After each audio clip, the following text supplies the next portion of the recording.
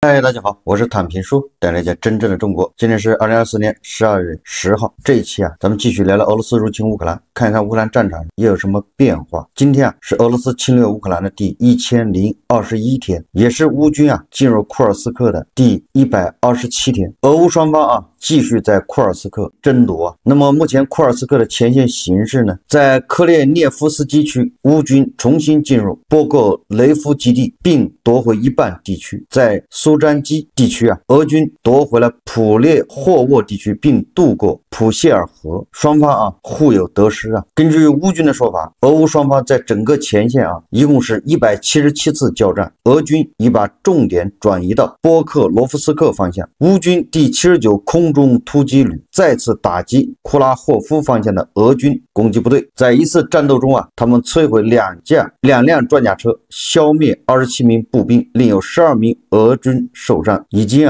4个多月，这乌军还在库尔斯克。这个俄罗斯人现在是日益感觉不满已经厌倦了，甚至开始怀疑俄罗斯领导人的领导力。一位俄罗斯的博主发表评论说对库尔斯克的入侵始于8月6日，4个月过去了，乌克兰人还没有被赶走。叙利亚发生的一切也是入侵库尔斯克的后果。这个乌克兰人进入库尔斯克，实际上让很多人看出了俄罗斯以及普京的虚弱的本质。原来一天到晚的叫嚣用核武器炸平这儿炸平那儿，俄罗斯的领土不容什么武力侵犯等等，原来只是喊一喊，十足的一个纸老虎。所以在国外的这些反俄的势力得到了极大的鼓舞。这个美国的战争研究所认为他说俄罗斯军队已经恢复行动，直接目的是通过从南部转弯机动夺取波克罗夫斯克。此前他们成功扩大了该镇南部和东南部的突出部。俄罗斯军事指挥部认为他们已经为夺取库拉霍夫、夺取或绕过韦利卡诺沃希尔卡，以及在未来几周内平整顿涅茨克州西部前线努力分配了足够的人力和物力。俄罗斯军队可能试图从西部包抄波克罗夫斯克，迫使乌克兰军队撤出波克罗夫斯克和米尔诺格勒，以尽量减少俄罗斯对这些城镇东部和南部人口进行正面攻击的需要。在库尔斯克前线呢，乌克兰的特种部队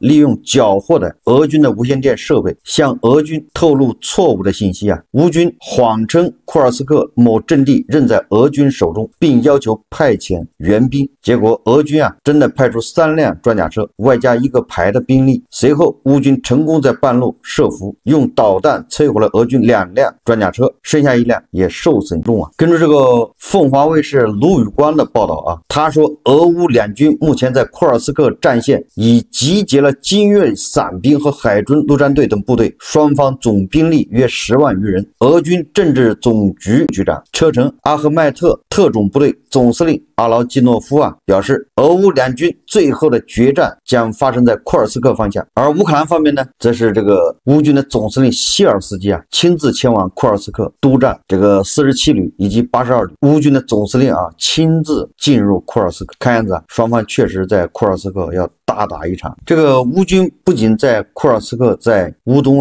对这个俄军进行击击，同时乌军继续在试图攻击轰炸克里米亚大桥。这个周五乌克兰用无人艇，也就是波兰生产的那种无人艇，实验性的大规模进攻克里米亚大桥。最近有视频已经放出来了这个乌克兰的这个海洋宝贝无人艇居然与俄罗斯的战斗机和武装直升机互相攻击现在这个海洋宝贝无人艇它不仅带着这个几百公斤炸药，它最重要的还装备了重机枪、高射机枪专门来对付这个直升机。根据乌克兰截获的通讯信息，俄罗斯的直升机上一死一伤，并且直升机遭到了破坏。可以看出来这个克里米亚大桥恐怕坚持不到12月。再看看这个外交以及国际援助。12月9日，匈牙利作为欧盟轮值主席国宣布一个重大消息就是欧盟将向乌克兰提供高达42亿欧元的援助款项。这笔巨额资金相当于超过300亿元人民币，是乌克兰援助基金的第2笔定期支付款，旨在支持乌克兰宏观金融稳定和公共行政运作，以帮助该国维持基本的国家运转。总之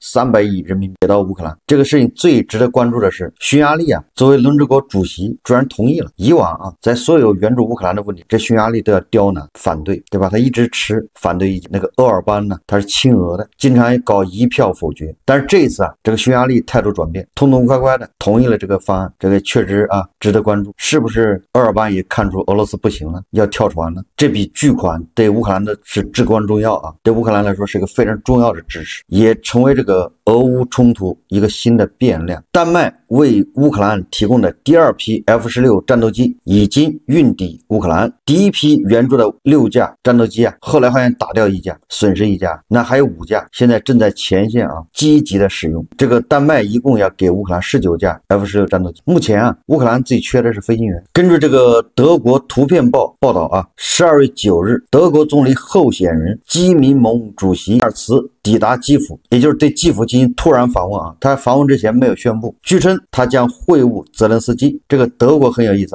德国现任总理舒尔茨上周才访问基辅，跟这个泽连斯基还举行了记者会，向泽连斯基通报这个跟普京的电话内容，并且一再保证德国将成为乌克兰最强有力的支持者。现任总理刚走，这个很有可能在明年2月份上台的这个基民盟的主席梅尔茨马上就到了基辅，而且是突然访问基辅。关键这个梅尔茨对俄罗斯呢非常强硬，他说如果他当选总理，他准备向俄罗斯发出最后通牒，要求在24小时内停止对乌克兰基础设施的打击，否则将向基辅提供远程金牛座导弹。这个梅尔茨他对媒体说我想了解乌克兰目前的国防状况，我想知道这里的情况，以及我们德国可以做些什么来进一步抵御俄罗斯的侵略。在与这个泽连斯基见面的时候梅尔茨说他支持向乌克兰转让金牛座导弹。他认为有了这些导弹，就有可能打击俄罗斯联邦境内的军事设施，这是有效防御关键。对地保老人来说可不是什么好消息到时候真给乌克兰这个金牛座，完了打击俄罗斯纵深目标，你说地保老人怎么办？核武器不敢用，除了派出梅德韦杰夫来痛骂一顿，确实也没什么好办法，只能挨揍昨天这个马克龙借着那个应该是凡尔赛宫吧重修，我记得好像是几年前他不是起火了吗？把那个凡尔赛宫的宫顶是不是给烧掉了，然后这个法国人就开始重修这个凡尔赛宫，现在修好了，然后马克龙就借这个机会邀请世界各国一些领导人去参加这个应该叫庆祝仪式。这个马克龙就邀请了特朗普和泽连斯基。从这儿可以看出马克龙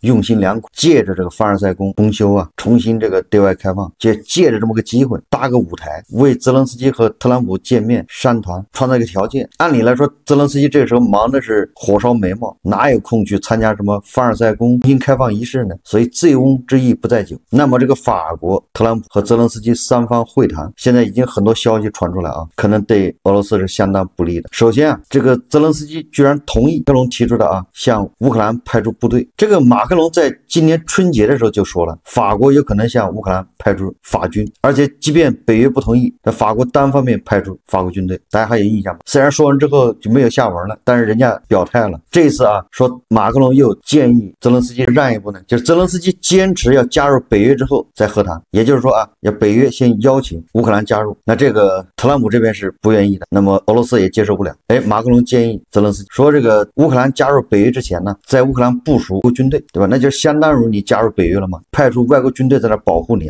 泽连斯基对这个方案表示接受，但是他希望这个美国现在就邀请乌克兰加入北约，就是你先邀请，只是说加入北约这个流程要走多长时间，这个可长可短，你们北约先发出邀请，在加入北约之前派出欧洲的部队部署在乌克兰冲突地区。特朗普对法国这个建议以及这个泽连斯基的态度估计是能接受的，因为这种谈判本来就是讨价还价。特朗普说24小时结束俄乌冲突，然后他在法国又说俄乌立即停火的时机已经成熟。不过特朗普他在接受全国广播公司采访时再次表达他的北约成员国军费负担。他说如果其他成员国家继续拖欠费用，他会认真考虑让美国退出北约，各成员国应当承担起自己的责任，支付相应的份额，只有这样才算是对公平对待美国。未来他的政府可能会削减对乌克兰的支持力度。实际上欧洲军队部署在乌克兰，这个俄罗斯人也是接受不了的，普京恐怕也不能同意，普京的面子往哪儿放？他发动侵略乌克兰的战争，其中一个理由就是乌克兰要加入北约，北约的军队就到了俄罗斯边境，这是他的一个理。结果仗打完了，俄罗斯这个欧洲的军队真的就到了俄罗斯边境，他怎么交代呢？这不自己扇自己耳光吗？关于特朗普的24小时结束俄乌冲突啊，这个俄罗斯的口炮界的天花板卡德罗夫对特朗普的言论呢，他说啊，男子汉说话算话，让我们看看特朗普是不是男子汉。你看卡德罗夫要使用激将法，特朗普有种对吧？你就让俄乌立即停火，是男人应该信守承诺。12月9日消息，俄罗斯总统弗拉基米尔·普京表示啊，没有人能够征服或打破俄罗斯。普京在授予俄罗斯英雄金星奖的仪式上表达了这一观点。普京说啊，没有人能够征服或摧毁俄罗斯，我们有真理、武力和精神力量。不知道俄罗斯的真理是什么啊？也不知道他的武力，大家都看到了，号称世界第2军事强国，现在毫无保留的展现在全世界人眼前。关于俄罗斯人的精神力量，那恐怕就靠这5夫1娃呀，对吧？主要是以这个口炮界的天花板梅德韦杰夫和卡德罗夫2个人挑起大梁，对吧？不停的画红线，不停的往后挪红线，只要他挪得快，你想踩上那是不可能。普京说没有人能够征服或者打破俄罗斯，这个话看你怎么理解，这是一种诡辩术啊。就好比说啊，人不可能2次啊掉入同一个河里面，对吧？这是一个道理。如果要说征服俄罗斯那个地区啊，那成吉思汗对吧？蒙古人在俄罗斯待了260，那不叫征服吗？每一个俄罗斯人心中都住着一个鞑靼人，俄罗斯人的血液里流淌着蒙古人的血，这还不叫征服。但是普京他也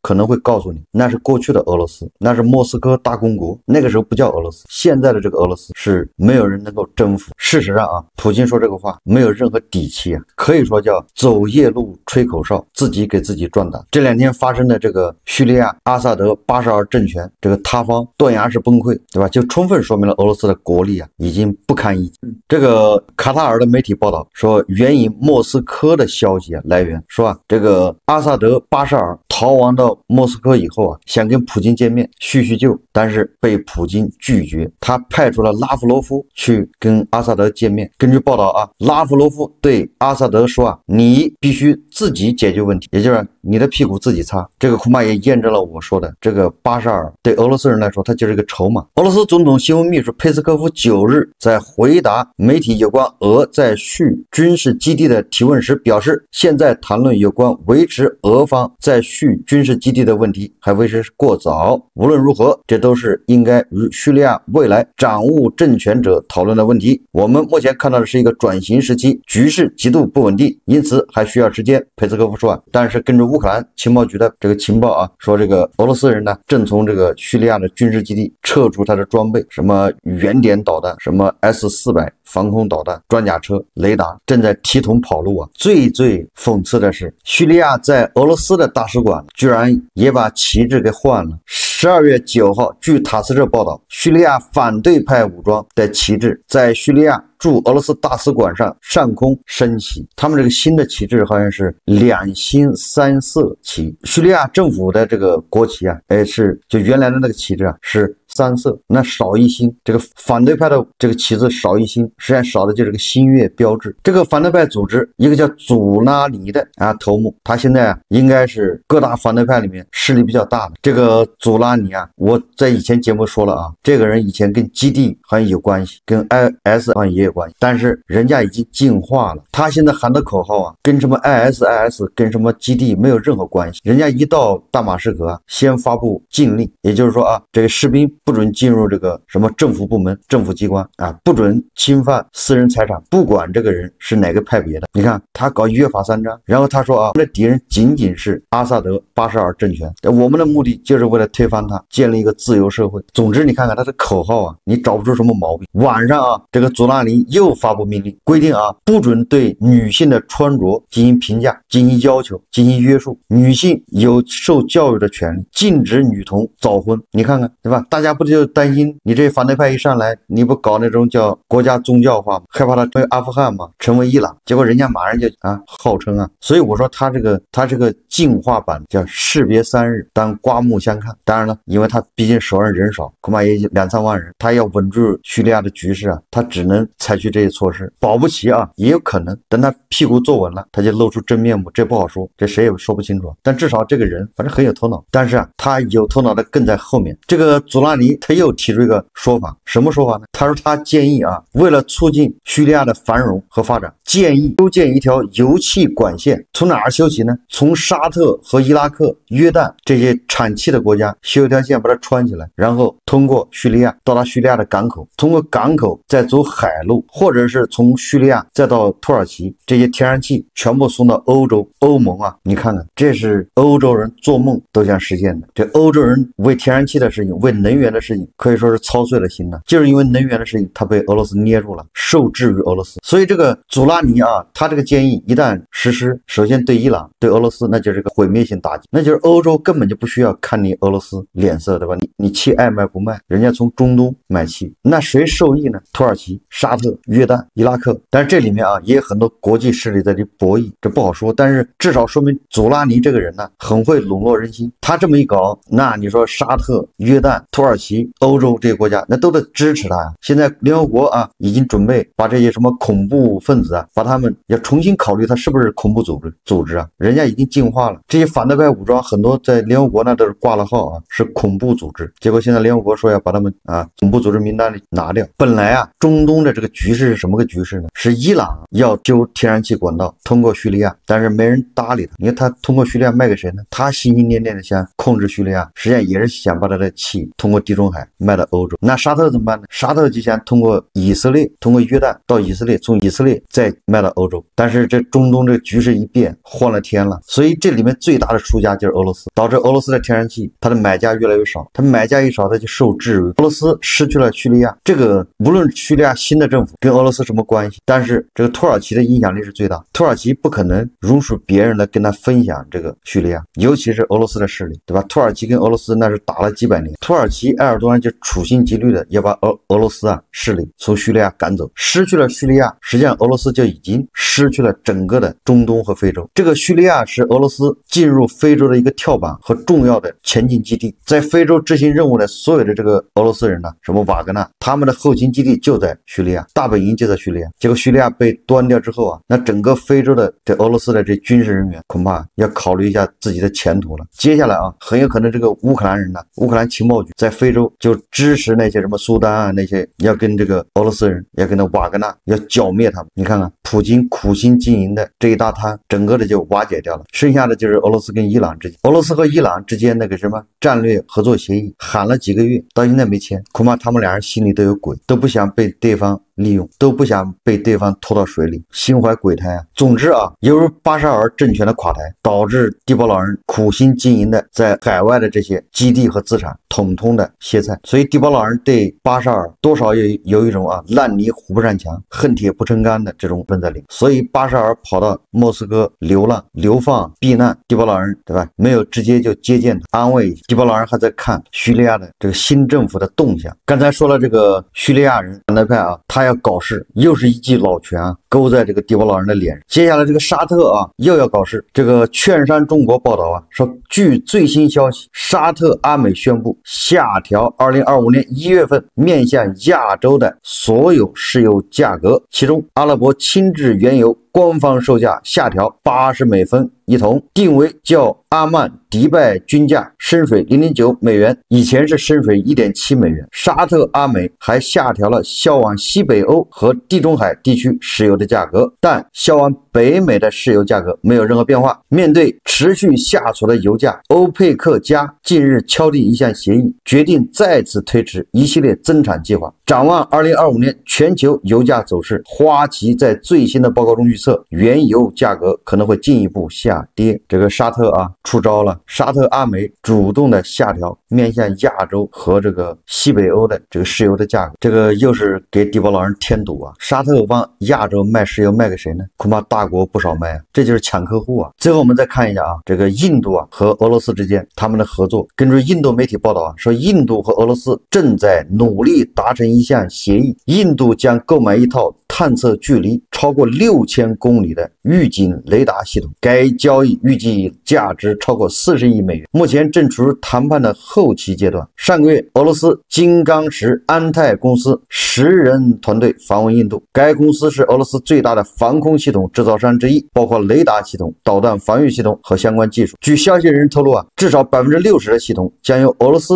印度合作伙伴制造，以符合印度的印度制造计划。这个俄爹还真是处处的在关照这个大。你说印度买这个能够探测距离超过6000公里的预警雷达，他要干啥？他要探测啥？卖这么先进的雷达给这个俄爹那可真是不怀好意对吧？背后的故事令人暖心。这俄罗斯他在武装印度这一块那是不遗余力。难道印度是要对付美国吗？这个黄俄脑子恐怕也要烧坏了。不过印度这笔交易也有可能中途而废，因为地保老人能坚持到哪一天谁也说不好很有可能印度到时候又是鸡飞蛋打竹篮打水一场空，钱花了，武器只造了一半，烂尾了。好，这期节目我们就聊到这里，感谢大家收看。如果喜欢我的节目，欢迎订阅转发，也可以在下方留言评论，谢谢大家。